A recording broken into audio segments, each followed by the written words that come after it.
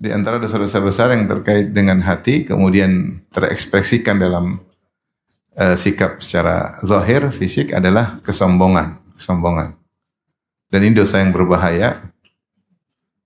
Bahkan Allah menyebutkan bahwasanya neraka hanyalah untuk orang-orang sombong. Fabi'sa maswal mutakabbirin. Ketika Allah menyebutkan neraka, kata Allah, seburuk-buruk tempat kembali orang-orang yang sombong. Dan iblis juga sombong ya. Wa qulna lil malaikati isjudu li Adam fasajadu illa iblis aba wastakbar wa kana minal kafirin. Ketika kami perintahkan kepada iblis, sujudlah wa iblis, wahai malaikat sujudlah kepada Adam, maka semua sujud kecuali siapa? Iblis. Kata Allah, aba, dia enggan, wastakbar, dan dia sombong. Maka dia sombong ya. Oleh karenanya sombong salah satu sebab utama untuk masuk neraka jahanam. Dan datang juga dalam hadis qudsi, kata Allah Subhanahu wa taala, al-azamatu izari wal kibriya'u ridai faman naza'ani fi wahidin minhuma qadhaftuhu finnar. Sungguhnya keagungan adalah sarungku, al-kibriya itu kebesaran, yaitu di antara juga kesombongan adalah selendangku, dan siapa yang coba-coba mengusikku, ikut-ikutan sombong, ikut-ikutan merasa agung, qadhaftuhu finnar, aku akan lemparkan dia di neraka. Karena yang berhak untuk besar dan agung hanyalah Allah. Manusia siapa? Apa yang mau dia banggakan? Apa dia mau sombongkan? Sangat lemah, sangat lemah, sangat lemah. Maka jika ada yang coba-coba mengusik hak rububiyah Allah karena keangkuhan, keagungan, kebesaran itu rububiyah Allah. Dia yang mencipta segala sesuatu, maka dia berhak untuk diagungkan. Siapa yang coba-coba ikut-ikutan untuk seperti itu, maka kata Allah, qadhaftuhu finnar, aku lemparkan dia, itu menunjukkan terhinanya, lemparkan di neraka jahanam. Karenanya sombong meskipun sedikit berbahaya. Karena dia terkait dengan mengusik ikut-ikutan dalam rububiyah. Karena manusia tidak berhak untuk sombong. Dalam satu hadis Rasulullah SAW mengatakan, la yadkhulul jannata man kana fi qalbihi mithqalu dzarratin min kibr. Tidak masuk surga orang dalam hatinya ada kesombongan meskipun seringan zarrah. Maka para ulama membahas tentang apa makna zarrah. Ada khilaf di kalangan para ahli bahasa, namun mereka semua sepakat zarrah adalah cara orang Arab mengungkapkan sesuatu yang paling ringan. Mereka kalau ingin mengungkapkan sesuatu yang paling ringan, mereka bilang apa? Zarrah, satu yang sangat kecil. Makanya ada yang mengatakan zarrah adalah semut kecil. Ada yang mengatakan zarrah adalah kepala semut, bukan semutnya, kepalanya. Ada yang mengatakan zarrah adalah sebutir tanah. Ada yang mengatakan zarrah adalah sebutir partikel debu yang kalau kita buka jendela maka terlihat partikel-partikel tersebut terkena cahaya. Kalau kita tutup tidak kelihatan partikel tersebut saking kecilnya. Yang artinya kalau kita ambil partikel tanah, tangan kita letakkan di tanah terus kita kebas, kemudian kita ambil tuh butir, kalau kita taruh di timbangan maka tidak terdeteksi saking ringannya. Sama ambil semut kita taruh di timbangan, ada beratnya enggak? Hampir enggak. Apalagi cuma kepalanya doang. Seandainya ada seorang dalam hatinya kesombongan sekecil itu saja, kata Nabi, tidak masuk surga. Ini ancaman bahwasanya sombong itu sangat berbahaya. Maka setiap kita harus waspada dari penyakit tersebut, dan kita semua berpotensi untuk terjerumus dalam sombong yang seharusnya kita tidak pantas untuk sombong, tapi terjatuh dalam kesombongan. Dan sombong itu sebabnya banyak. Maka pada kesempatan kali ini kita akan menyebutkan sebab-sebab sombongan agar kita waspada, jangan sampai kita terjebak dari salah satunya, pada salah satu dari sebab-sebab kesombongan tersebut. Saya akan sebutkan di antara sebab-sebab kesombongan. Pertama adalah kekuasaan. Kekuasaan, dan ini sebab banyak yang bikin orang jadi sombong ya. Begitu naik jabatan tiba-tiba lupa sama kawan lama ya. Ketemu kawan lama pura-pura tidak kenal ya. Ada kawan saya cerita, dia punya teman dekat, selalu hubungan, sering panggil saudaraku. Begitu jadi pejabat, di WA sama teman saya enggak dibalas-balas. Sampai 5 tahun. atau 4 tahun. Setelah itu dia turun, begitu dia turun dia bilang, "Gimana kabar saudaraku?" Sudah hilang kesombongannya. Alhamdulillah sadar mungkin. Jadi jabatan itu sangat mudah membuat orang lupa diri. Allah berfirman contohnya tentang Fir'aun. Inna Fir'auna ala fil ard. Sungguhnya Fir'aun sombong di atas muka bumi. Minal alin, dia termasuk orang-orang yang sombong. Alaysa li mulku Misra wa hadhil anharu tajri min tahti afala tubsirun. Wahai kaumku, bukankah aku penguasa Mesir? Sungai-sungai mengalir di bawah kakiku, tidakkah kalian melihat? Sombong Fir'aun. Sombongnya kebangetan. Saking sombongnya merasa diri sebagai Tuhan. Contoh juga Raja Namrud. Allah berfirman, "Alam tara ilal ladzi haja Ibrahim fi rabbih an atahu Allahul mulk." Idz qala Ibrahim rabbiyal ladzi yuhyi wa yumiit qala ana uhyi wa umiit. Tidakkah engkau melihat kepada orang yaitu Raja Namrud yang mendebat Ibrahim tentang terkait dengan Allah Subhanahu wa taala. Kata Allah, "An atahu Allahul mulk." Ketika Allah telah memberikan dia kekuasaan. Ketika Allah berikan dia kekuasaan, maka dia semakin angkuh, apalagi kekuasaannya bertambah besar, bertambah lama, maka dia semakin sombong dan sombong, akhirnya ngaku sebagai Tuhan. Dan dalam Al-Quran Allah sering sebut, وَقَالَ الْمَلَأُ الَّذِينَ اسْتَكْبَرُوا مِنْ قَوْمِهِ لِلَّذِينَ اسْتُضْعِفُوا لِمَنْ آمَنَ مِنْهُمْ. Berkatalah para pembesar-besar, para pembesar-pembesar, para pejabat-pejabat, ya. Demikian juga para pembesar-pembesar, penguasa di negeri tersebut yang sombong. وَقَالَ الْمَلَأُ الَّذِينَ اسْتَكْبَرُوا. Berkata al-mala maksudnya para pembesar. Ini berbicara tentang kaum Syuaib. Ada para pembesar yang mereka sombong. Maka di antara sebab seorang sombong di antaranya adalah kekuasaan. Makanya Allah mengisahkan banyak raja-raja yang sombong. Makanya di akhirat kelak ketika Allah berkata, Allah hari kiamat kemudian menggenggam bumi, melipat langit. Allah mengatakan, Anal Malik, aku adalah sang raja. Ana Dayyan, aku pembalas, maha memberi pembalasan. Aina mulukul ard, mana raja-raja bumi? Kata Allah, mana raja? Tidak ada yang berani pamer ketika itu, berani bangga menunjukkan dirinya. Kata Allah, Aina mulukul ard, mana raja-raja bumi? Dalam riwayat kata Allah, Ainal mutakabbirun, Ainal jabbarun. Mana orang-orang yang sombong, mana orang-orang yang semena-mena. Maka demikianlah kekuasaan menjadikan seorang terkadang sombong. Kalau kuasanya sedikit, sombongnya dikit. Kalau kuasanya tinggi, sombongnya semakin apa? Tinggi ya. Baru jadi ketua kelas aja udah sombong. Ya, bisa saja jadi ketua kelas nih, ketua kelas. Mungkin sombong enggak? Mungkin, baru cuma menguasai kelas doang. Belum ketua ini, ketua anu, ketua ini, ketua anu. Ya, tapi seorang harusnya menjadikan nikmat yang Allah berikan kepadanya sebagai sarana untuk meraih surga. Bukankah Rasulullah SAW menyebutkan di antara 7 golongan yang Allah naungi pada hari kiamat adalah apa? Raja yang adil. Yaitu raja yang adil, penguasa yang adil. Ya. Lihatlah bagaimana seperti Nabi Daud alaihissalam yang meskipun raja tapi jauh dari kesombongan, dan Nabi Sulaiman alaihissalam meskipun raja tapi jauh dari kesombongan. Maka hati-hati, kekuasaan memiliki potensi besar untuk menjadikan seorang terjatuh dalam kesombongan, dan jika dia sudah terjatuh dalam kesombongan maka dia telah terjerumus dalam dosa besar. Tapi sombong itu apa? Sombong yaitu 2 definisi kata Nabi SAW terkait dengan Allah, terkait dengan sama manusia. Rasulullah SAW tentang sombong kata Rasulullah SAW, al-kibr batarul haq, menolak kebenaran, wa ghamtun nas, dan merendahkan manusia. Kesombongan yang pertama kata Nabi sebutkan adalah menolak kebenaran, yang kedua adalah meremehkan manusia. Dan yang paling bahaya yang pertama yaitu menolak kebenaran, menolak dalil, menolak hak, menolak syariat, padahal tahu dari Allah. Ini dosanya lebih besar daripada sombong kepada manusia, karena dia sombong kepada Allah. Ya.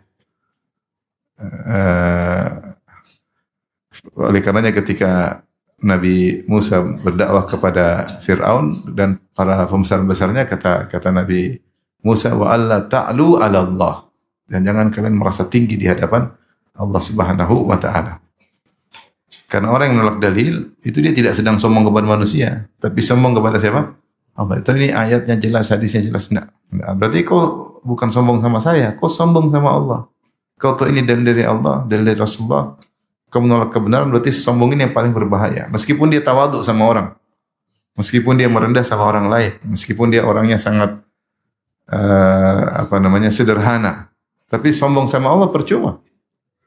Sombong sama Allah percuma. Ini sombong yang paling berbahaya. Sombong kepada Sang Pencipta. Sang Pencipta bilang A, dia bilang B. Sang Pencipta bilang A, dia tolak A tersebut. Dia tolak. Ini sombongnya, sombong tingkat tinggi. Makanya Rasulullah sebutkan yang pertama, sombong adalah al-kibr batarul haq. Sombong adalah menolak kebenaran. Baru yang kedua, gomtun nas. Dalam riwayat gomsun nas. Itu merendahkan orang lain. Nah, ini yang berbahaya juga. Ini juga sama-sama dosa besar, tapi di bawah sombong yang pertama. Meremehkan tuh apa sih? Itu namanya meremehkan. Baik dalam hati atau terungkapkan. Dan sombong hukum asalnya dalam hati disebut kibar. Ya, kibarun mahum bibalighi. Ya. Itu kesombongan yang mereka ingin mencapai sombong tersebut, namun mereka tidak mampu. Sombong itu di hati. Kalau sudah diungkapkan, maka namanya mutakabbir. Ya. Kibar di hati. Dan pengungkapan sombong itu bisa dengan lisan, bisa dengan gestur tubuh, gestur tubuh. Ya. Seperti Allah sebutkan, wala tusair khaddaka linnas. Jangan ketika berbicara dengan orang kau palingkan wajahmu. Ini contoh apa? Sombong yang terekspresikan dalam gestur tubuh. Wala tamshi fil ardi maraha. Jangan berjalan dengan sombong. Jalannya kelihatan apa? Sombong ya. Mungkin saya petantang petenteng sambil lihat ke atas gini-gini karena dia pendek. Kalau tinggi kan lihatnya ke bawah. Biasanya pendek, sombong. Yang pendek sombong begitu karena dia pendek. Makanya Allah berfirman, innaka lan takhliqal arda wa lan tablughal jibala tula. Kau tidak bisa menembus bumi. Seandainya kau injak kakimu terus masuk 5 meter dalam bumi, bolehlah sombong. Ini kau jalan pun kalau bumi tidak goyang, tidak apa-apa. Kalau beratmu sebesar 10 gajah, mungkin jalan bumi bergetar. Ini kau jalan bumi enggak goyang, kau enggak ada pengaruh, enggak bisa nembus bumi. Walan tablughal jibala tula, dan tinggimu juga tidak sampai gunung. Seandainya tubuhmu tinggi seperti gunung, mungkinlah wajar sombong. Ini pendek cuma 1,6. Benar ya? 1,7, 1,8 ya. Apa yang mau disombongkan? Kalau orang naik pesawat kau sudah agak kelihatan. Apa yang mau kau sombongkan? Kalau kau mati pun enggak ada masalah. Masih banyak yang seperti kau. Yang panjangnya tinggi 1,7 masih banyak. Yang tinggi 1,8 masih banyak. Kau mati enggak ada masalah. Telan bumi selesai urusan. Terus apa yang mau disombongkan? Jadi sombong itu asalnya di hati, tapi kemudian terekspresikan dalam lisan, dengan lisan maupun dengan gestur tubuh. Dan Allah sebutin bahwasanya sombong dengan lisan maupun dengan apa? Gestur tubuh. Orang waspada itu tanda-tanda dia telah terpapar sombong. Telah terpapar apa? Sombong. Tapi jadi pertama kekuasaan. Yang kedua terkait dengan fisik. Ya, sombong karena fisik. Contohnya sombong karena kekuatan. Karena kekuatan. Allah sebutkan tentang kaum Ad. Kata Allah, wa amma adun fastakbaru fil ardi bighairil haqq. Wa qalu man ashaddu minna quwwah. Adapun kaum Ad, maka mereka sombong di atas muka bumi tanpa hak untuk sombong. Apa yang buat mereka sombong? Mereka tidak berhak untuk sombong. Yang berikan mereka badan besar Allah Subhanahu wa taala. Ya. Wadhkuru idh ja'alakum khulafa'a min ba'di qaumi Nuhin wa zadakum fil khalqi bastah. Fadhkuru ala Allah. Ketika Nabi Hud menasihati kaum Ad, dan ingatlah kenikmatan yang Allah berikan kepada kalian setelah Allah menjadikan kalian berkuasa setelah kaum Nabi Nuh. Dan lebih dari itu, wazadakum fil khalqi bastah. Allah jadikan tubuh kalian lebih besar daripada kaum Nabi Nuh. Ini salah satu bahwasanya terkadang anak lebih besar daripada bapak. Kaum Ad lebih besar daripada kaum apa? Nuh. Harusnya tubuh yang besar tersebut adalah untuk bersyukur kepada Allah. Tapi ternyata mereka untuk sombong. Maka Allah mengatakan fa amma adun fastakbaru fil ardi bighairil haq. Adapun kaum Ad maka mereka sombong di atas muka bumi tanpa hak, tanpa alasan. Wa qalu man asyaddu minna quwwah. Kata mereka, siapa yang lebih kuat daripada kami? Kata Allah, awalam yarau anna Allah alladhi khalaqahum huwa asyaddu minhum quwwah. Tidakkah mereka lihat bahwasanya Allah yang telah menciptakan mereka lebih kuat dari mereka? Siapa yang lebih kuat daripada kami? Karena sombong, karena tubuh yang besar. Bahkan disebutkan dalam buku tafsir kalau kaum Ad ingin hancurkan suatu suku yang lain, cuma kirim satu orang aja. Enggak usah kirim banyak-banyak. Datang satu kampung, habisi kampung tersebut sendirian. Saking apa? Kuatnya. Jadi kekuatan fisik bisa bikin sombong. Hati-hati yang badannya kekar-kekar. Kemudian berjalan dengan penuh pedenya. Pakai bajunya kesempitan. Hati-hati. Baju anak SD dia pakai, kemudian jalan. Hati-hati, kadang-kadang ada kesombongan karena tubuh yang kuat, tubuh yang kekar. Apalagi kemudian terkadang berbuat semena-mena pada orang lain. Karena tubuh bisa bikin apa? Sombong. Dan telah terjadi pada kaum Ad, saking kuatnya sombong. Lupa bahwa yang memberikan kekuatan adalah Allah Subhanahu wa taala. Dan Nabi Musa alaihissalam kuatnya kayak apa? Tidak ada sombong sama sekali. Nabi Musa mukul orang sekali langsung mati. Padahal tidak bermaksud untuk mematikan. Kata Allah, fa wakazahu Musa faqadha alaihi. Sekali dorong tewas, luar biasa. Nabi Musa. Sampai sang wanita melihat Nabi Musa begitu kuat, karena disebut dalam buku tafsir Nabi Musa ada tutup sumur yang tutup dari batu, tidak ada yang bisa angkat kecuali 8 orang. Nabi Musa angkat sendirian. Subhanallah, kuat luar biasa. Sampai mukul batu, ketika batu tersebut bawa lari bajunya Nabi Musa pukul sampai 6 atau 7 pukulan, sampai bekas pukulannya ada di batu tersebut. Kuat atau tidak? Kuat. Bekas kapalan tangannya Nabi Musa ada di batu. Coba kalau kita yang mukul batu, bekas batu di tangan kita. Darah-darah. Maksudnya meskipun kuat seperti ini, Musa tidak sombong sama sekali. Sampai sabar diganggu oleh kaumnya. Luar biasa. Musa alaihissalam. Maksudnya kekuatan tidak menjadikan seorang sombong. Kekuatan digunakan untuk bertakwa kepada Allah Subhanahu wa taala. Namun kaum Ad sombong dengan tubuhnya. Kemudian di antaranya yang keberapa sekarang? 3, di antara juga tentu kita tahu di antara fisik adalah kecantikan, ketampanan ya. Kecantikan, ketampanan ini juga sebab menjadikan seorang sombong dan angkuh ya. Karena dia lebih cantik daripada yang lainnya. Kemudian dia merendahkan orang yang mungkin kurang cantik. Mungkin tubuhnya putih bersih, mungkin dia merendahkan orang yang putih tapi karena panu ya. Ya, antum tampan, antum ganteng bukan untuk merendahkan yang kurang tampan. Mungkin hidungnya mancung, itu kalau pesek, yang hina yang pesek-pesek. Ya. Dia mungkin tinggi, gagah, menghina yang pendek. Ya. Ya. Ini terjadi. Orang-orang sombong dengan apa? Dengan ketampanan, dengan kecantikannya. Ya. Sehingga merendahkan yang lain. Lihatlah Nabi Yusuf alaihissalam super tampan, tidak ada sombong sama sekali. Sampai begitu baiknya, sampai dia berkhidmat ketika di penjara, ceramahin orang-orang di penjara ya. Sampai orang-orang dekat dengan Nabi Yusuf. Sampai ada 2 orang datang minta ditafsirkan mimpi. Mereka berkata, "Inna naraka minal muhsinin." Kami melihat engkau orang yang sangat baik wahai Yusuf alaihissalam. Ketampannya tidak menjadikan dia sombong, tapi justru berakhlak mulia, orang dekat dengan dia. Sampai disebutkan oleh para ahli tafsir, orang-orang yang sudah dibebaskan dari penjara ingin dipenjara lagi. Gara-gara ingin berteman dengan Nabi Yusuf, luar biasa. Di penjara udah keluar, ingin dipenjara lagi. Jadi kalau kita diberi ketampanan atau diberi kecantikan, maka jangan sombong. Justru itu ujian yang harus kita tahu, ini ujian.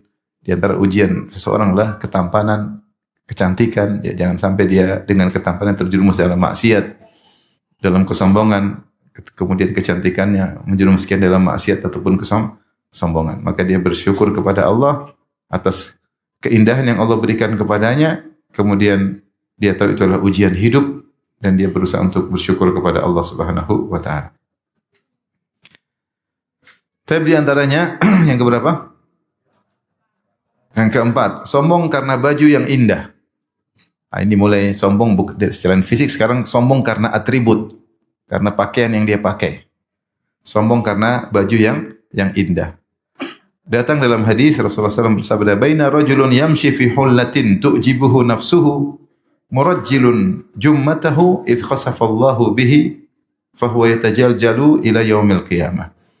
Ketika ada seorang sedang berjalan di sebuah gaun atau pakaian indah yang dia pakai, tu'jibuhu nafsuhu, maka dia takjub dengan dirinya, yaitu dia kagum dengan dirinya, keren ya, keren gitu. Kemudian murajjilun jummatahu, sambil menyisir rambutnya. Ini diantara ketampanan, dia punya rambut yang bagus, dia sisir rapi, tapi bukan untuk bersyukur, untuk sombong.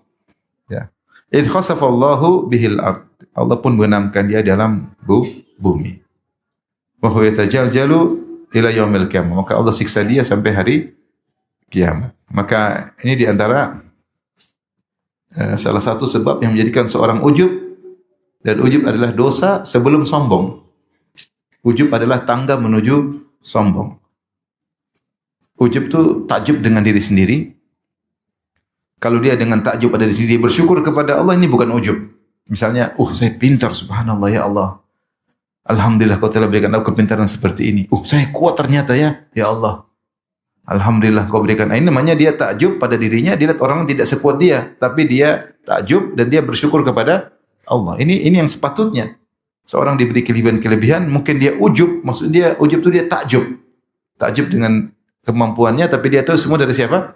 Allah. Maka dia pun memuji Allah Subhanahu wa taala. Ini tidak mengapa. Tapi kalau ujub kemudian dia takjub, kemudian ketika dia merasa dia hebat, akhirnya dia merendahkan yang lain, itu sombong. Berarti ujubnya naik pangkat jadi apa? Sombong. Tapi kalau dia takjub, dia lupa kepada Allah, maka dosa besar. Tapi dia tidak merendahkan orang, maka dia cuma ujub yang merupakan dosa besar. Itu merasa dia sukses, berhasil karena dirinya. Itu namanya ujub. Tapi kalau kemudian naik pangkat, merendahkan yang lain, maka itu sombong. Karena pengertian sombong adalah gomtun nas, merendahkan orang lain. Dia takjub dengan ketampanannya, dia takjub dengan bajunya, lihat orang lain, baju cuma begitu, baju murah, nggak bisa beli branded tas. Murah, itu cuma di Shopee. Makanya kita bahagia kalau istri kita pesan baju dari Shopee. Paling bahagia. Paling di Shopee nggak ada yang mahal-mahal banget kan. Makanya dari Shopee, alhamdulillah. Dia pecinta baju Shopee. Tapi kalau dia baju mall, ini agak susah ini. Ini kalau istri kita senang beli baju di Shopee, silakan cari. Pasti murah-murah. Paling mahal 600.000. Tapi kalau dia mulai ke mall, ini 6 juta, 8 juta. Di Shopee juga ada manfaatnya. Ini iklannya, mudah-mudahan bukan iklannya. Dalam hadis yang lain, tadi ujub, Rasulullah sebut dengan sombong. Kata Rasulullah SAW, "Bainama rajulun yatabakhtaru yamshi fi burdaihi qad a'jabatu nafsuhu." Digabungkan antara ujub dengan sombong. Tatkala seorang berjalan dengan sombong, yatabakhtar itu sombong. Jalan sombong. Yamshi, dia memakai 2 lembar kain yang indah, yang telah membuat dirinya ujub. Nah, ini ujub yang sampai pada derajat apa? Sombong. Maka Allah benamkan dia dalam bumi. Jadi sebab dia dibenamkan dalam bumi karena ujub yang mengantarkan kepada sombong. Ini dalil bahwasanya seorang bisa ujub, bisa sombong karena baju. Itu sesuatu yang dia sandang, baju. Kira-kira antum kalau beli gamis harganya 3 juta, mereknya ada, kira-kira hati berubah enggak? Kira-kira hati berubah enggak? Manusia lemah, dia tidak bisa kontrol dirinya. Baju 10 juta tetap tawadhu, agak susah. Kecuali yang kaya sekali ya, 10 juta murah bagi dia. Tapi kalau model kita ini pakai baju harga 10 juta, terus mereknya ada, bandrolnya juga ada kan. Mungkin baru 10 juta udah. Hati berubah, jujur hati berubah tidak? Berubah. Itu baru baju. Dan buktinya Rasulullah sebutin ada orang hatinya berubah gara-gara baju yang mewah. Dan kita merasa enggak, saya baju mahal tawadhu. Mungkin tidak mesti orang pakai baju mewah kemudian dia sombong, tidak mesti. Tapi ada juga, mungkin banyak orang juga yang pakai baju mewah kemudian sombong. pakai baju branded ya. Subhanallah, bajunya branded. Buka kaos dalamnya juga branded. Masya Allah. Syalnya branded. Kacamata branded, luar biasa. Songkok branded, lengkap. Sendal branded. Mahal-mahal. Gimana kalau pakai jam tangan yang mahal lagi? Pakai jam tangan 20 juta aja rasanya, 20 juta. Gimana yang harganya 1 miliar? Ngomongnya sampai kayak begini. Kalau bisa pakai 2, dia pakai 2. Dia tanpa sadar tangannya goyang-goyang sendiri kalau ngomong. Tahu nih jam saya 12 miliar. Ini kasih orang gratis. Baju saya bagus nggak? Bagus nggak? Tanpa merek. Ada mereknya nggak? Casio. Kasih orang. Maksud saya, hati itu lemah. Rasulullah sebut ada orang yang sombong gara-gara apa? Gara-gara baju. Maka apa yang kita sandang bisa membuat kita berubah hati. Mungkin pakai jam. Ya. Kita tidak tuduh orang pakai jam mahal sombong, enggak ya. Maksud saya kita bilang ini potensi. Potensi. Ada kawan saya pakai jam mahal dan dia ada keperluan. Dia misalnya konsultan sehingga dia harus supaya dipercaya ya urusannya dengan Allah Subhanahu wa taala. Pernah kalau pakai jam mahal itu ada 2 masalah. Masalah pertama hisapnya susah. Hisapnya susah. Masalah kedua potensi tadi bisa menyerang. Bisa menyerang. Saya pernah nyindir teman saya lagi hajian, saya sebut hati-hati hisap yang barang-barang mahal. Saya bilang antum tuh, saya siap Ustaz, siap dihisap oleh Allah. Siap, ya sudah silakan kata saya. Karena yang Pak dia siap, ya sudah mungkin dia punya alasan. Saya nggak perlu nanya, nggak perlu kepo, coba saya ingatkan. Jadi maksud saya barang-barang branded seperti jam, tas, subhanallah. Orang Indonesia banyak tuh beli barang-barang apa? Mahal. Saya baru tahu waktu saya pernah diundang ke Paris, pada dulu saya jalan sama ada orang negara ya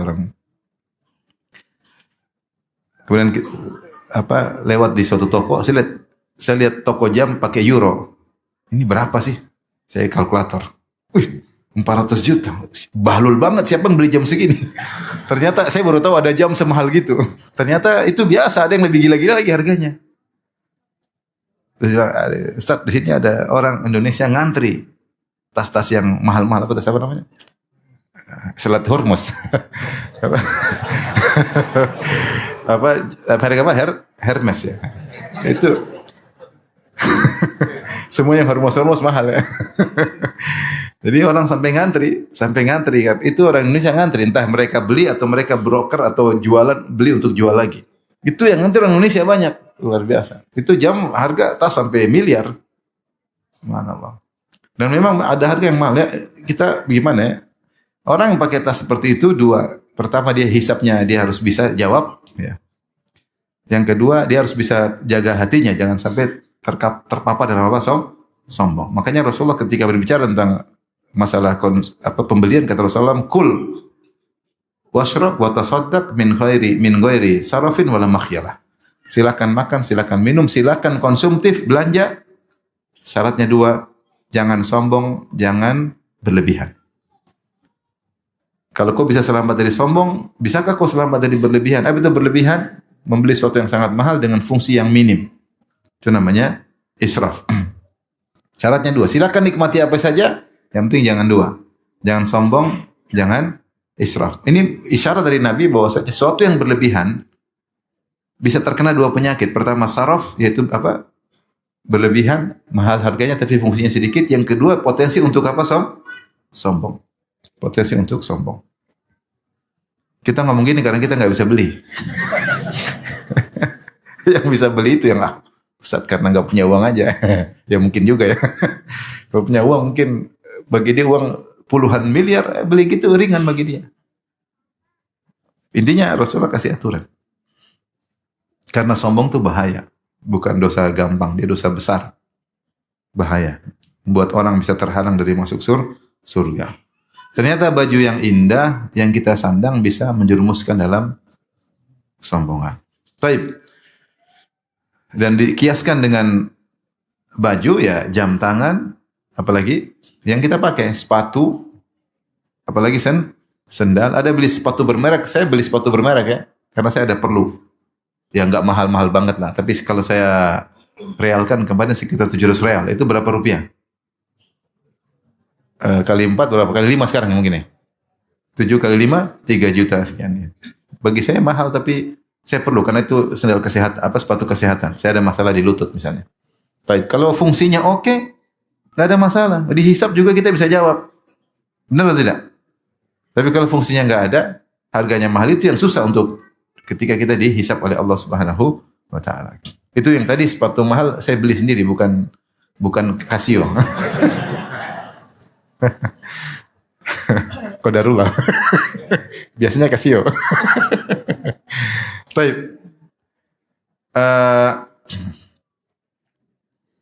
Di antaranya yang bisa bikin orang sombong juga, selain yang kita sandang, di asalnya yang kita pakai tunggangan. Ini juga Rasulullah isyarat, kata Rasulullah SAW berkata, al-fakhr wal khuyala fi ahli al-khail wal ibil, was sakinatu fi ahli al-ghanam. Kata Nabi SAW, sungguhnya bangga-banggaan, fakhr itu bangga-banggaan, pamer-pameran, fakhr, al-khuyala, kesombongan. Ada pada pemilik onta dan kuda. Adapun ketenangan itu tawadhu berada pada pemilik kambing. Tentu para ulama bahas tentang apa sebab kenapa Rasulullah sebutkan kesombongan, bangga-banggaan pada pemilik onta dan kuda. Mereka mengatakan ada banyak sebab, di antaranya mereka begitu sering teriak-teriak suara sehingga perangnya mereka sombong. Ada yang mengatakan mereka sombong karena terpengaruh dengan akhlak onta dan kuda. Onta dan kuda itu ada kesombongan, maka siapa yang sering dengan mereka akan terpengaruh dengan apa? Kesombongan akhlak hewan tersebut. Beda dengan kambing, tawadhu. Makanya kan ada lomba pacuan kuda, lomba pacuan onta, tapi kalau kambing nggak ada lomba pacuan apa? Kambing. Sehingga apa yang mau dibanggakan? Kambing tawadhu, embe, disembelih, selesai. Tapi kalau kuda diperhatikan, dilatih, kemudian gagah, dipandang juga menyenangkan. Ada yang mengatakan karena pemilik kuda, saya kumpulkan perkataan ulama tentang hadis ini ya. Ada yang mengatakan karena pemilik kuda dan pemilik onta meremehkan pemilik kambing. Kambing. Ada yang mengatakan mereka sombong karena kuda dan onta itu mahal, jadi sombong karena kekayaan. Biasanya yang punya kuda dan onta itu orang kaya, jadi sombong karena harta. Dan ini syarat bahwasanya kendaraan bisa membuat orang sombong. Dan zaman sekarang benar. Apalagi kita di tanah air, kendaraan itu sebagai simbol prestis, simbol kemewahan. Beda kalau mungkin saya selama di Arab Saudi. Orang Arab Saudi itu pakai mobil rata-rata karena keperluan. Sehingga mereka pakai nanti ya kadang-kadang jarang dicuci ya. Orang Saudi jarang cuci apa? Mobil. Atau sekarang ini saya bicara zaman saya kuliah. Kadang kegoret-goret sedikit mereka cuek aja. Karena mereka memang beli mobil untuk apa? Keperluan. Dan pajaknya juga enggak zaman dulu mungkin tanpa pajak ya. Dulu nggak tahu sekarang, saya nggak tahu sekarang. Sekarang banyak perubahan ya. Dulu saya bayar pajak atau kalau mau ganti STNK 3 tahun cuma 150 real. 150 real 3 tahun. Mobil apapun bayarnya 150 real buat berapa? 3 tahun. Jadi murah. Jadi mereka ya. Nah kalau kita tentu ada juga yang beli mobil mewah-mewah, ada orang kaya. Tapi rata-rata orang beli mobil karena keperluan. Tapi kalau kita rata-rata mobil karena apa? Karena penampilan. Makanya kalau digores dikit, yang tergores hati kita. Bukan mobilnya. Mengurangi penampilan. Terus, sakit hati. Kalau sana saya curhat sedikit, nggak ada masalah. Karena yang penting masih bisa dipakai, oke. Lihat oke, kotor-kotor aja mereka tidak cuci. Yang penting jalan. Kita cuci, kotor sedikit cuci, gores sedikit gelisah. Oleh karenanya ketika kita menjadikan mobil sebagai bukan sekedar keperluan tapi karena untuk penampilan, maka potensi dia untuk menimbulkan kesombongan juga ada. Ya. Sebagaimana onta, kuda ada keperluan tapi karena mewah, jadi ada potensi menimbulkan apa? Kesombongan. Maka hati-hati. Ya kalau kita punya beli mobil karena keperluan silakan, mahal nggak ada masalah. Ada yang beli mobil mahal nah, buat keperluan untuk jalan jarak jauh supaya nyaman. Yang mobil-mobil mahal kemudian miliaran tapi kalau ngebut di jalan-jalan karena perjalanan silakan aja. Yang penting fungsional. Yang penting apa? Fungsional dan jangan sombong. Kalau barang yang kita beli tersebut fungsional, kita sudah selamat dari hisab. Tinggal yang kedua, jangan menimbulkan sombong. Ya. Saya pernah naik mobil misalnya tempat yang jauh ke kampung-kampung, dia beli pakai mobil karena saya 2 kali jalan tempat yang susah-susah. Saya disediakan mobil apa namanya? Yang mahalnya apa namanya? Yang Toyota mahal.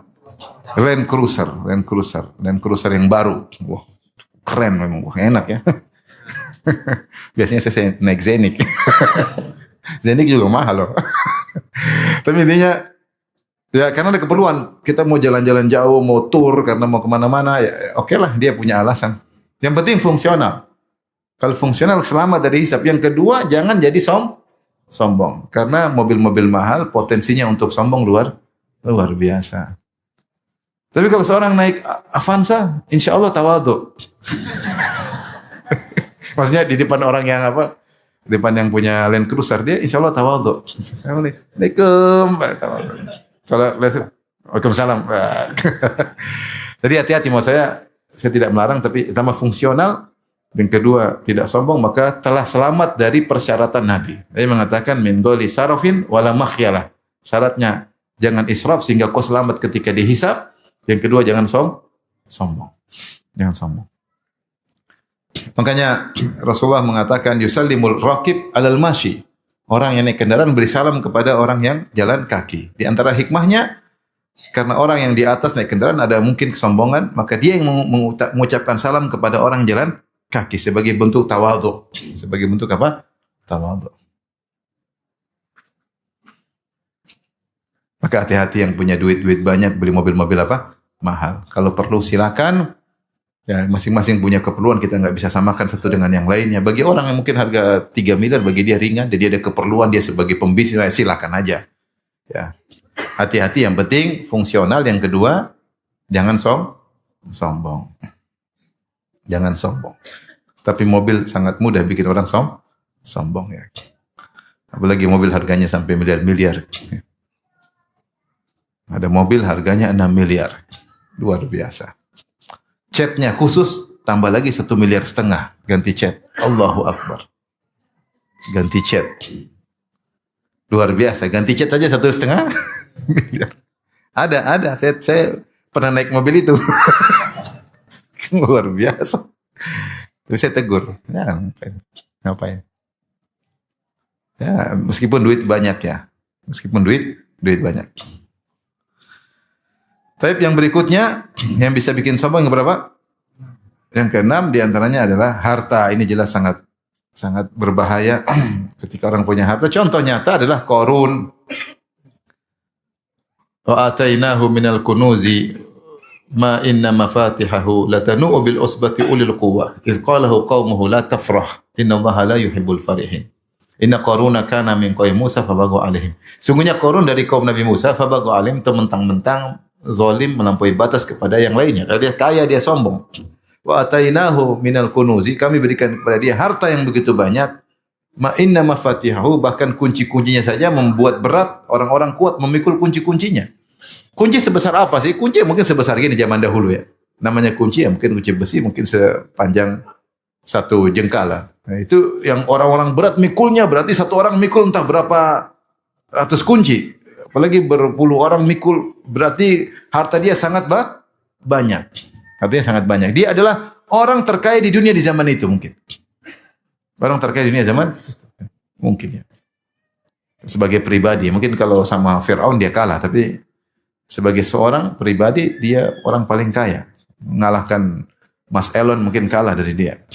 Sama lagi Elon Musk ya. Kalah. Zaman itu dia paling kaya. Karena dia kaya maka dia sombong. Iqalahu qaumuhu, maka kaumnya menasihati dia, la tafrah, jangan kau sombong. Innallaha la yuhibbul farin. Sungguhnya Allah tidak suka orang-orang yang sombong. Wa bataqi fi ma atakallahu darul akhirah wa la tansa nasibaka min dunya. Mereka nasihati, gunakanlah potensi hartamu itu untuk mencari kedudukan di akhirat. Kesempatan bagi orang kaya untuk cari kedudukan tinggi di akhirat, bukan untuk sombong. Tapi gunakan bersedekah, untuk berinfak, berjihad di jalan Allah dengan hartanya. Orang punya harta dia bisa macam-macam kegiatan dia bisa bantu.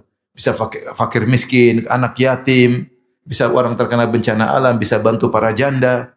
Allahu Akbar. Banyak sekali bisa dia lakukan.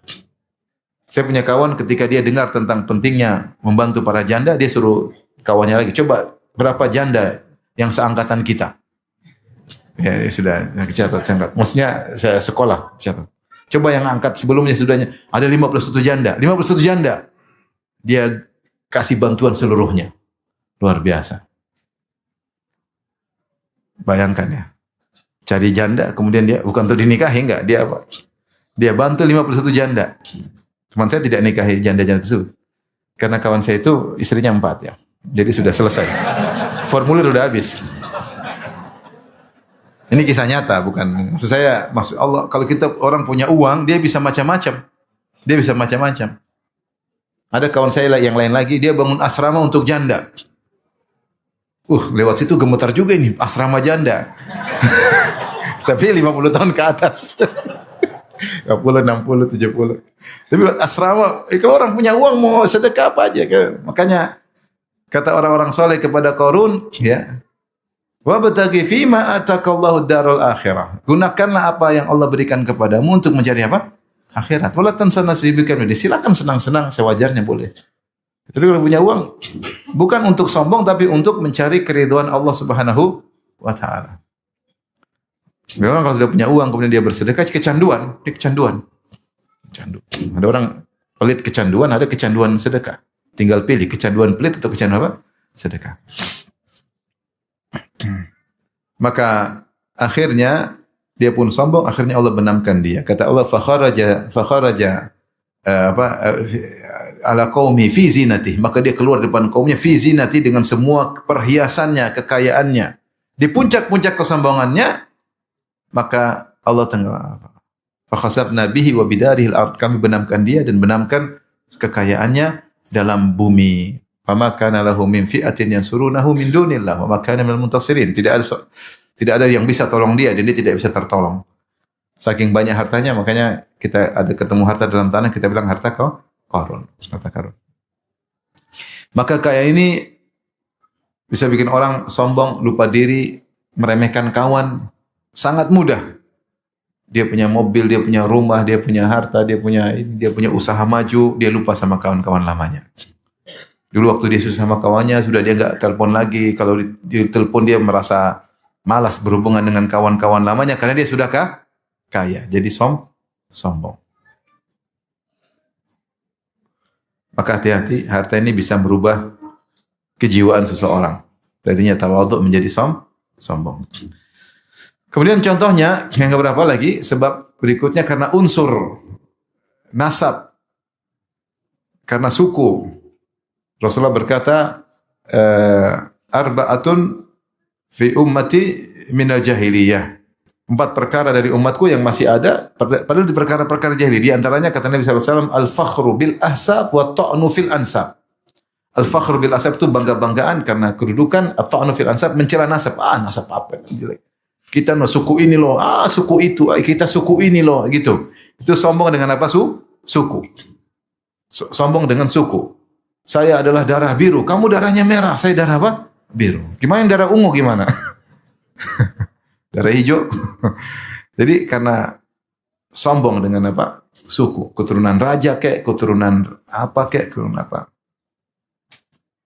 Oleh karenanya di antara perkara yang menakjubkan, Al-Ghazali dalam Ihya Ulumuddin ketika menyebutkan sebab-sebab ujub, dia contoh adalah ujub karena suku.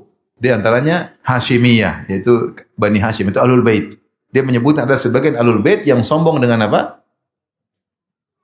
Dengan sukunya.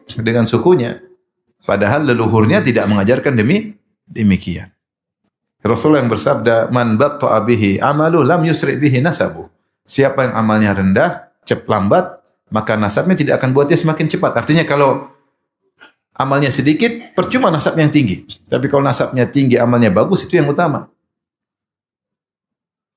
Justru Rasulullah SAW yang puncak kemuliaan, orang paling mulia dari seluruh alam semesta, dari Bani Hashim seluruh alam semesta, paling tawadhu, super tawadhu. Dan saya kagum dengan pernyataan Razi, kata di antara ciri Nabi Muhammad SAW adalah orang paling tawadhu, maka beliau adalah orang yang paling tawadhu di hadapan orang miskin dan paling tidak merendah di hadapan orang kaya. Paling tidak merendah di hadapan orang kaya dan paling merendah di hadapan orang miskin. Itu sifat Nabi SAW. Padahal dia orang paling mulia dari segala sisi. Nasabnya paling mulia. Ya. Oleh karenanya, jangan sampai terpedaya kita sombong gara-gara suku, gara-gara kita berasal dari suku tertentu. Ini tidak boleh. Kalau kita mau sombong-sombong apapun, masih ada yang lebih sombong dari kita. Ya. Kita sombong merendahkan suku yang lain, ada yang lebih sombong daripada kita. Yang paling sombong puncak-puncaknya Yahudi. Orang paling sombong adalah apa ya? Yahudi. Kalau sombong karena suku apa disebut apa? Apa istilahnya? Rasis ya? Rasisme. Rasismenya tinggi. Rasismenya tinggi. Orang Yahudi rasismenya tinggi sangat. Rasis sekali ya. Menganggap suku selain dia hanyalah hewan-hewan yang diciptakan oleh Allah berbentuk manusia supaya bisa melayani mereka. Tapi hakikatnya seluruh kabilah di luar Bani Israel seperti apa? Hewan. Jadi bagi orang yang diberikan nasab yang baik, nasab yang tinggi, keturunan baik-baik, jangan sombong dengan nasab tersebut. Karena sombong dari unsur diri kita itu sombong pertama kali iblis. Iblis kenapa enggak mau sombong? Sombong tidak mau sujud kepada Adam. Ana khairun minhu. Khalaqtani min nar wa khalaqtahu min tin. Saya lebih baik daripada Adam karena unsur saya adalah apa? Api. Unsur dia tanah. Gimana api mau tunduk sama tanah? Jadi dia berbicara tentang unsur. Mana kita mau tunduk misalnya orang Arab yang sombong, saya Arab dia non Arab. Atau sebaliknya, ngapain sama orang Arab? Kita non Arab. Enggak ada Arab non Arab enggak ada. Kalau Arab sombong sama non Arab atau non Arab sama orang sama Arab. Orang Eropa juga sombong. Lebih sombong lagi orang Yahudi. Bahkan terkadang sebagian suku saling sombong-sombongan. Suku apa itu? Suku apa itu? Bahkan dalam satu Bani Hashim juga ada yang berkasta-kasta. Maka ini semua Allah ciptakan kita berbangsa-berbangsa, bersuku-suku untuk saling mengenal, bukan untuk saling merendahkan.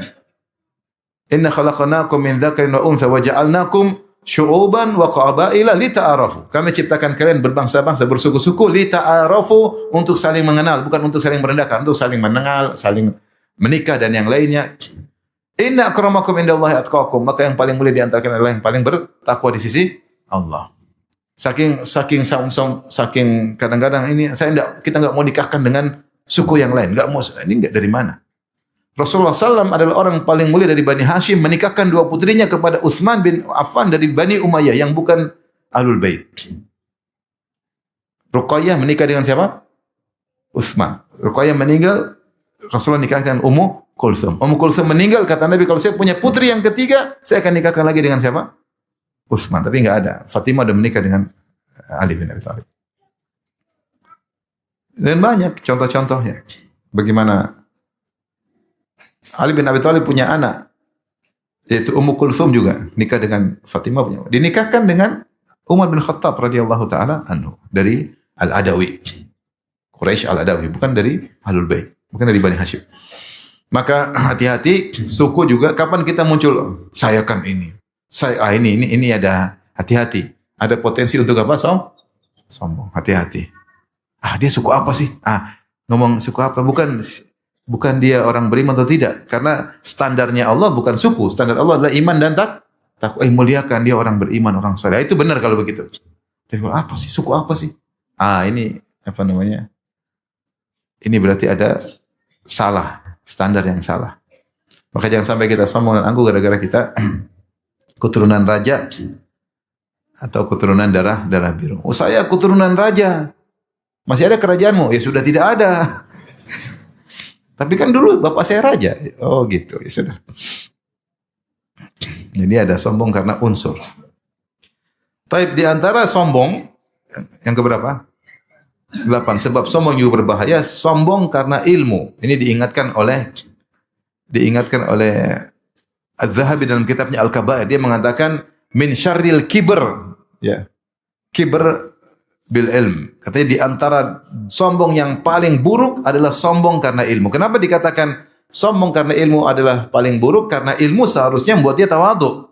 Az-Zahabi jelaskan. Karena ilmu seharusnya menjadikan seorang semakin tawadhu, semakin rendah. Bukan semakin angkuh merasa tinggi. Baru hafal 3 juz sudah udah ngaji lama, ikhwan senior, ikhwan junior, ikhwan kibar, ikhwan sigor. Jadi ada, harusnya kita semakin tuntut ilmu semakin, ya, karena ini muncul tanpa kita sadari. Lulusan mana sih?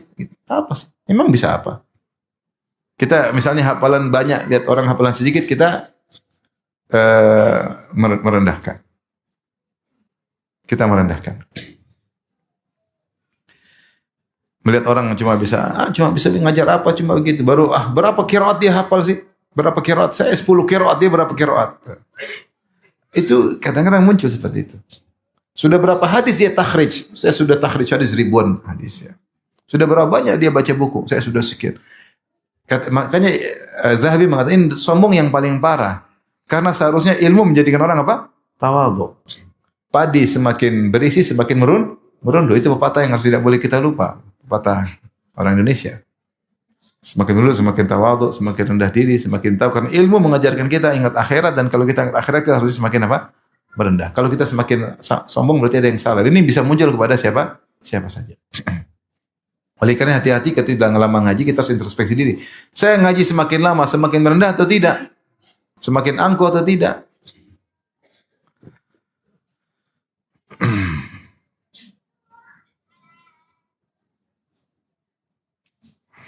Jadi ini peringatan bagi kita semua, terutama kepada para dai, para orang menuntut ilmu. Kita diberi kenikmatan ilmu oleh Allah bukan untuk merendahkan yang lain. Ada orang bisa cuma ngajar Al-Fatihah, alhamdulillah dia ngajar Al-Fatihah. Dia sudah, yang penting kan mana yang lebih ikhlas, kita atau dia, kita nggak tahu. Ada yang mungkin kampung-kampung yang hadir cuma 5 orang, tapi yang hadir ribuan orang apakah lebih mulia si Allah daripada dia? Kan belum tentu. Tapi ada yang hafal Quran, ada yang hafal 1 juz. Emang hafal Quran 30 juz lebih mulia daripada 1 juz? Belum tentu. Belum tentu. Mungkin dia sudah berusaha, kemampuannya cuma segitu, hafalnya cuma segitu, atau dia karena sibuk, karena ngurus keluarga sehingga tidak punya kesempatan untuk hafal 30 juz. Banyak hal yang nilai yang tahu cuma Allah Subhanahu wa taala. Kau diberi kemuliaan bisa ilmu banyak, alhamdulillah bersyukur. Bukan untuk merendahkan yang lain. Kadang-kadang ini arogansi dalam ilmu itu keluar. Kelihatan ngomong rendahkan, apa itu? Sebagian orang bodoh, sebagian ngomongnya macam merendah sekali. Kadang-kadang masalah khilafiyah kemudian diangkat seakan-akan yang menyelisih dia itu mesti macam-macam lah. Jadi arogansi dalam ilmu itu ada. Arogan. Ilmu harus menjadikan seorang, benar kelihatan seorang kalau dia arogan dengan ilmu seakan-akan hebat, seakan-akan bicara seakan-akan dia ulama besar, padahal cuma imam besar di masjid kecil. Oleh karenanya hati-hati, di antara sebab orang sombong adalah ilmu. Jika tidak diniatkan karena Allah, dampaknya kadang-kadang seperti itu. Berikutnya di antaranya yang menyebabkan orang sombong adalah hasad dan dengki. Hasad dan dengki. Disebutkan ketika seorang hasad dan dengki, seharusnya dia tawadhu di hadapan orang lebih berilmu, namun karena dia dengki sama orang itu, dia menunjukkan kesombongannya. Karena dia hasad sama orang tersebut. Hasadnya membuat dia sombong di hadapan orang lain. Ya, harusnya dia tidak sombong pada orang tersebut, tapi karena dia hasad dan dengki sama orang itu, maka dia pun sombong. Ini terjadi. Jadi ini biasanya dia tidak mau merendah di hadapan orang, dia tidak mau kelihatan rendah, maka dia meskipun ketemu orang lebih berilmu, dia tetap menunjukkan dirinya lebih hebat, setara atau dia harus lebih tinggi. Jadi karena apa? Karena hasad dan dengki sehingga membuat dia sombong. Yang berikutnya yang berapa? 10, mungkin terakhir, sombong karena ria. Sombong karena ria. Kok bisa ria menimbulkan sombong? Iya, dia tidak ingin terlihat sejajar dengan orang. Sehingga dia tidak menuntut ilmu sama orang sejajar dengan dia. Apalagi menuntut ilmu dari orang yang lebih rendah, dia enggak mau. Padahal kalau dia berdua sama orang tersebut, dia banyak tanya. Gimana gini dan ini. Tapi kalau depan banyak orang, dia enggak mau kelihatan begitu, maka dia kelihatan dia sombong. Karena dia ria. Tidak pengen ketahuan ilmu dia ada kekurangan. Makanya Mujahid diriwayatkan dalam Sahih Bukhari muallaq dan asarnya disambung oleh para ulama yang lain. Mujahid berkata, la yata'allamul ilma mustahyin wala mustakbir. Tidak nuntut ilmu orang yang pemalu dan orang yang sombong. Karena dia tidak tahu tapi dia mau tanya. Kenapa sombong? Tidak mau ketahuan, ria. Pingin orang semua tahu dia ilmu, dia malu untuk bilang tidak tahu. Ini kenapa? Malu dibilang tidak tahu berarti ria. Ria dia tidak, maka dia jadikan dia sombong. Jadi ria mengantarkan dia menjadi sombong. Lihat contoh yang mulia Musa alaihissalam. Bagaimana dengan tawaduknya dia nuntut ilmu mencari Khadir. Padahal Khadir secara derajat lebih rendah daripada Musa. Musa ulul azmi minar rusul, Khadir nabi yang di bawah Nabi Musa alaihissalam. Tetapi ketika Nabi Musa bertemu dengan Khadir, dia mengatakan, hal attabi'uka ala an tu'allimani mimma 'ullimta rusyda?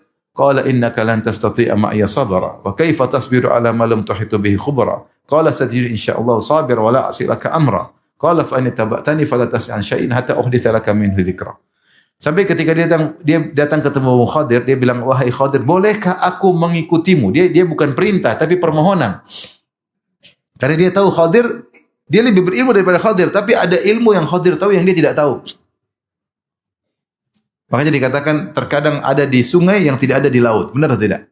Secara jumlah air, secara khazanah lebih banyak khazanah laut. Hewannya banyak, macam-macam, tumbuhannya juga banyak, tapi ada tumbuhan yang di sungai tidak ada di mana, di laut, ya. Jadi ulama besar nanya kepada seorang mungkin penuntut ilmu, ada yang dia tidak tahu.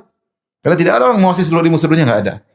Musa lebih afdal daripada Khadir, lebih berilmu daripada Khadir, tapi ada ilmu yang Musa tidak tahu. Maka dia memposisikan dirinya sebagai penuntut ilmu. Dia berkata, hal attabi'uka ala an tu'allimani ma ullimta rusyda? Bolehkah aku mengikuti engkau agar kau mengajarkan kepadaku dari ilmu yang Allah ajarkan kepadamu? Khadir juga tidak langsung, oh ya Pak Ustaz. Enggak. Dia kasih syarat. Dia bilang, innaka lan tastati'. Bagaimana kau ilmu sama saya? Kau tidak bakalan sabar. Bayangkan. Langsung dia bilang kepada Musa, innaka lan tastati'a ma'iya sabra. Kau tidak sabar kepadaku.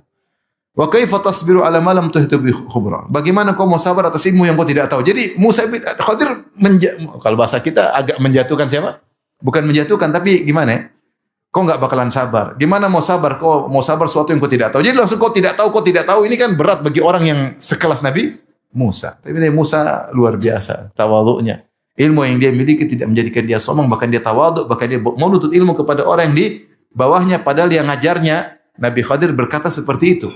Ya mungkin bagi kita mungkin kurang pantas, tapi mereka sama-sama Nabi.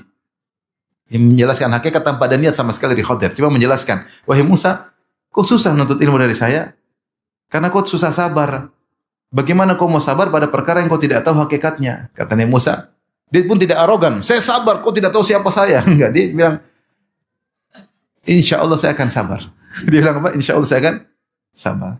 Satajiduni insya Allah sabira. Kau akan dapati aku insya Allah sabar. Wala a'silaka amra. Saya tidak akan bangkang perintahmu. Nabi Khidir masih kasih peraturan lagi. Kalau kau mau ikut saya, wa in tabatani, jangan kau tanya sesuatu pun sampai aku yang jelasin. Subhanallah, persyaratan dan Nabi Musa nurut semua. Ini menunjukkan bagaimana ilmunya Nabi Musa yang tinggi tidak menjadikan Nabi Musa kemudian arogan, bahkan dia tetap tawadhu. Baik. Ini di antara 10 hal yang mungkin kita waspada. Jangan sampai kita terjatuh dalam sombong, karena sebab sombong. Apa yang kita lakukan di antaranya kita berdoa agar tidak sombong, bersihkan hati. Yang kedua, tindakan preventif. Ini diajarkan oleh Nabi SAW. Tindakan preventif, jangan terjerumus dalam sombong. Di antaranya, sesekali pakai pakaian yang biasa. Jangan terlalu necis, terlalu rapi. Ketika dzakara sahabat dunia, para sahabat berbicara tentang dunia, di sisi Nabi, ngomong tentang dunia. Namanya sahabat kadang-kadang ngomong tentang dunia. Begini, mungkin tentang keindahan dunia. Maka Rasulullah mengatakan, ala tasma'un dalam sunan Abi Daud. Tidak kalian mau mendengar nasihatku? Rasulullah 3 kali. Tidak kalian mau mendengar nasihatku? Innal badadzata minal iman. Sungguhnya penampilan yang tidak keren bagian daripada iman. Al badzadzah itu rasatul hay'ah, itu penampilan yang tidak, yang apa ya? Rasa itu misalnya agak kurang, tidak rapi. Tidak rapi bagian daripada iman. Bukan maksudnya kita diajarin tidak rapi. Enggak, Rasulullah juga suka keindahan. Makanya Rasulullah SAW kalau salat Jumat pakai baju yang bagus, ketemu tamu. Tapi Rasulullah mengatakan tidak selalu begitu. Sesekali, terkadang kita pakai baju biasa-biasa saja. Tidak usah keren-keren. Itu bagian daripada iman. Sehingga kita bisa mengontrol diri kita. Kita bisa mengontrol diri kita. Jadi, innal badzadzata minal iman. Tidak selalu keren. Kadang-kadang pakai baju biasa. Kadang-kadang mungkin setrikanya kurang rapi, biarin aja. Harus rapi, harus rapi. Enggak harus rapi kadang-kadang. Kecuali mau ngelamar ya harus rapi. Kalau kalau sehari-hari rapi, kadang-kadang enggak rapi enggak apa. Enggak harus rapi terus. Sehingga kita kalau terlalu rapi, selalu necis, selalu keren, kita jadi terikat dengan dunia. Sehingga seakan manusia itu kegiatannya penampilan dulu. Enggak. Ini kan sekedar tata sopan santun tapi tidak harus selalu begitu. Sekali-sekali al-badada. Rasatul hay'ah. Kalau bahasa Arab itu artinya tidak rapi, bahasa gampangannya mungkin. Tidak rapi itu bagian daripada iman sesekali, bukan terus-terusan. Ini sabda Nabi sallallahu alaihi wasallam. Demikian juga di antara tindakan preventif yaitu kita mampu beli sesuatu, kita jangan beli. Mampu tapi jangan beli. Kata Rasulullah SAW, "Man taraka libasan wa huwa yaqdiru alaihi tawadhu'an lillah da'ahu Allahu yaumal qiyamah 'ala rasul khalaiq hatta yukhayyirahu min ayyi hulalil imani ma syaa an yalbasaha." Kata Nabi SAW, siapa yang meninggalkan baju yang dia mampu untuk membelinya. Ada baju bagus. Dia mampu beli baju yang halal dipakai, bukan baju syuhrah, baju berlebihan. Ini baju bagus dia mau beli, tapi dia tinggalkan tawadhu lillah, dia tawadhu supaya dia tidak sombong. Maka Allah akan panggil dia pada hari kiamat kelak dan Allah suruh dia pilih gaun keimanan mana yang dia mau pakai. Man taraka syai'an la Allahu khairan min. Siapa yang meninggalkan satu karena Allah ganti dengan. Kadang kita mampu beli tapi endaklah. Nanti khawatir endaklah. Nanti terlalu keren enggak ada. Duit ada. Duit ada. Paling senang kalau kita belikan istri, ini bagus sayang, bagus. Wah, Abi beli kan? Enggak lah, Bi. Terlalu mahal, Bi. Jangan, Bi, enggak usah. Oh, istri bagus sekali, istri kayak begini. Kalau paling parah, ini bagus sayang. Ada enggak yang lebih mahal? Wah, itu musibah. Sudah bilang bagus, ada enggak lebih mahal? Waduh, ini musibah. Jadi subhanallah, tinggalkan sesuatu yang dia mampu, namun tinggal karena Allah. Allah akan suruh dia pilih gaun keimanan pada hari kiamat yang mana dia suka. Ini preventif agar kita tidak terjerumus. Dia beli baju itu boleh, dia mampu enggak ada masalah, tapi dia tinggalkan. Kenapa? Tawadhu lillah. Yang ketiga di antara tindakan preventif, jangan terlalu sering hidup nyaman. Sekali-sekali tidak nyaman. Saya bacakan hadis rawahu Abu Daud fi Sunan wa Ahmad fil Musnad. Imam Abu Daud dan Sunan Abu Daud dan Musnad Ahmad. Dengan sanad yang sahih.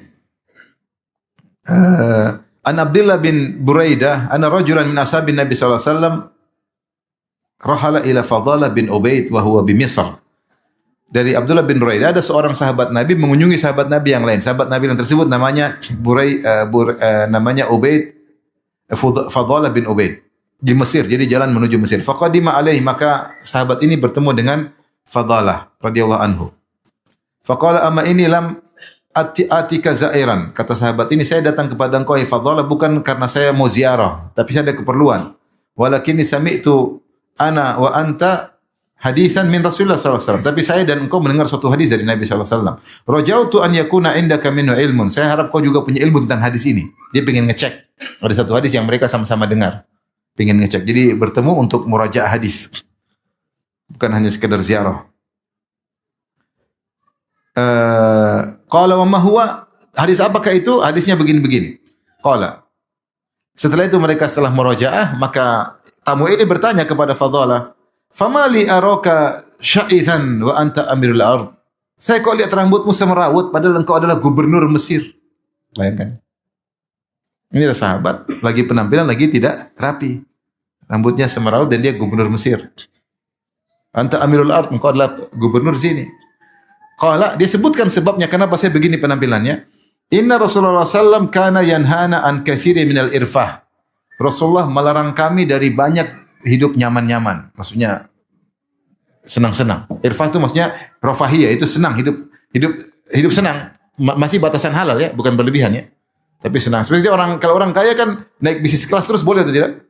Boleh, tapi terlalu sering juga enggak. Itu senang-senang yang boleh, itu pun Rasulullah larang, jangan terlalu sering seperti itu. Jangan terlalu sering seperti itu, kata Nabi, karena Nabi SAW yanhana an katsiri minal irfah. Rasulullah melarang kami dari banyak perbuatan hidup mewah-mewah senang-senang. Qala famali la ara alaika hidha. Terus kenapa kau tidak pakai sendal? Sudah rambutnya semerawut tidak pakai apa? Sendal. Kata gubernur ini, qala Kana Nabi sallallahu alaihi wasallam ya'muruna an nahtafiya ahyanan. Rasulullah menyuruh kita terkadang jalan tidak pakai sendal. Irfah maknanya kata Ibnu Katsir, irfah yang tadi Rasulullah larang, kasratut tadahun wa tana'um. Itu sering pakai minyak, pakai necis, kemudian hidup nyaman-nyaman, itu dilarang oleh Nabi. Qila atawassu' fil masyrab wal mat'am, yaitu makan yang enak-enak, dan hukum asalnya boleh, tapi jangan terlalu sering. Jangan tiap hari selalu steak yang harga 2 juta, steak apa, ikan yang harganya sekali-sekali tempe goreng ya. Apalagi nasi goreng 10 ribuan, terkadang sekali-sekali begitu ya. Maksudnya, padahal punya uang dan boleh, tapi jangan terlalu sering. Sekali kita makan yang lain-lain, jangan selalu mewah-mewah. Ini diantara larangan Nabi SAW. Sampai dia kemudian jalan pakai sendal. Makanya dikatakan sunnah seseorang terkadang jalan tidak pakai apa? Sendal. Agar kita kalau terlalu hidup nyaman terus, nanti kita terlalu cinta sama dunia, nggak terasa. Sehingga kalau kita mau mati juga susah. Meninggalkan dunia susah. Karena terlalu cinta sama dunia, karena kita selalu begitu. Tapi di antara agar kita tidak sombong, bergaul dengan orang yang susah. Jangan kita punya tobakoh hanya kelompok teman-teman yang kaya semua. Enggak, kita variasi. Ada yang kaya, ada yang miskin, ada yang susah, ada yang kita dibantu, ada yang kita membantu, ada yang kita sederajat. Sehingga ini menghilangkan apa? Sombongan. Itu kalau saya punya level, teman saya harus levelnya segini, yang lain enggak, itu susah. Itu susah. Tidak boleh dekat saya kecuali yang level gini, susah kalau gitu. Kesombongan muncul dengan sendiri, tanpa kita sadari. Rasulullah SAW siapa saja mau ketemu Nabi gampang. Sebagaimana pernah kita jelaskan. Kemudian antaranya, ingat bahwa diri ini punya dengan kekurangan. Kita banyak kekurangan. Orang kalau cerdas, siapa yang kasih cerdas coba? Apakah dia karena berusaha jadi cerdas atau Allah yang kasih kecerdasan? IQ siapa yang kasih? Allah. IQ Allah yang kasih. Kita punya anak 2, 3, 4 sampai 7 sampai 10. Kita ada yang cerdas. Padahal lahir dari ibu yang sama, dari bapak yang sama, tapi satu cerdas itu enggak. Ini berarti kita enggak bisa setel. Ini bayi cerdas, ini enggak. Berarti kecerdasan murni dari siapa? Dari Allah. Jadi kalau kita cerdas ya, jangan kita sombong, itu dari Allah. Kalau Allah mau cabut kecerdasan kita kapan-kapan bisa. Kalau orang Allah jadikan cerdas tersebut jadi bikin stres bisa. Orang saking cerdas jadi gila. Atau orang jadikan cerdas itu menjadi ateis. Bagaimana sebagian orang saking cerdas jadi apa? Ateis. Maka kita tahu kita punya kekurangan. Kita wajah tampan, jangan tampan, Allah kasih kecelakaan sedikit sudah rusak. Badan kekar-kekar, dicium nyamuk, ceret, demam berdarah, tewas, gara-gara seekor nyamuk. Maksudnya kita ini lemah sekali.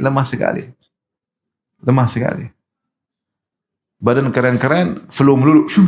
Badan keren-keren melulu. Ini yang kurus-kurus saja nggak pernah flu. Kita yang lemah. Terus apa yang mau kita sombongkan? Semua dari Allah Subhanahu wa Ta'ala. Kita banyak kekurangan. Bagaimana seorang mau sombong? Kata sebagian salaf, saya heran bagi orang yang sombong. Bagaimana dia sombong sementara dia keluar dari kemaluan 2 kali, dari tempat saluran air kencing 2 kali. Keluar dari kemaluan bapaknya, masuk ke kemaluan ibunya, keluar lagi kedua kali dari kemaluan ibunya. Apa yang mau sombongkan? Setelah itu dalam hidup pun sekarang dia bawa kotoran dalam perutnya. Kalau dia mati jadi bangkai yang bau. Kalau tidak dikuburkan semua orang bau busuk. Mungkin bangkai paling busuk. Orang nggak mau dengan manusia. Siapa yang mau dia sombongkan? Allah cabut kemampuannya kapan-kapan Allah bisa.